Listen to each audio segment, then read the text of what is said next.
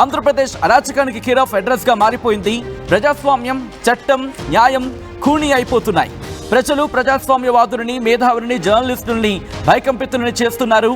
ఏడాది కాలంగా ఇక్కడ ముఖ్యమంత్రి చంద్రబాబు నాయుడుని ట్యాగ్ ఇన్ఫాక్ట్ ఆ ట్విట్టర్ ఐడి ఉంటుంది కదా, దాన్ని ట్యాగ్ చేస్తూ ఏడాది కాలంగా చంద్రబాబు గారు చేస్తున్న అరాచకపు అన్యాయ పాలనపై ప్రజల తరపున మీరెవ్వరు ఇన్ఫాక్ట్ ప్రజల తరపున వేరెవ్వరూ గొంతెత్తకుండా ఏడాది తన దుర్మార్గపు పాలన, తన మోసాలు, తన అవినీతి, తన వైఫల్యాలపై స్వరం వినిపించకుండా చంద్రబాబు గారు తీవ్ర అధికార దుర్వినియోగానికి పాల్పడుతూ అణచివేయడానికి ప్రయత్నిస్తున్నారు.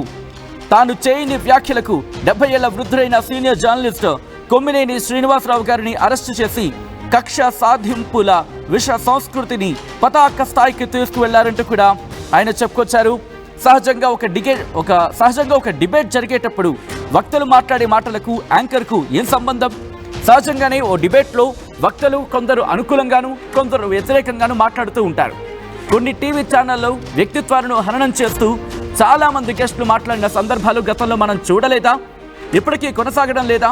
ప్రజల తరపున మీడియా నిలవకూడదని, చంద్రబాబు గారు చేసిన తప్పులను ప్రశ్నించకూడదని ఒక పథకం ప్రకారం లేని వాటిని ఆపాదిస్తూ, టాపిక్లను డైవర్ట్ చేస్తూ, వక్రీకరిస్తూ సాక్షి మీడియా పైన దాడులు చేస్తున్నారు. కొమ్మినేని గారిపై చంద్రబాబు కక్ష కట్టడం ఇది తొలిసారి కాదు. గతంలోని ఆయన ఉద్యోగాన్ని ఊడగొట్టాడు అంటూ ఒక లెందియస్ట్ ట్వీట్ చేశారు.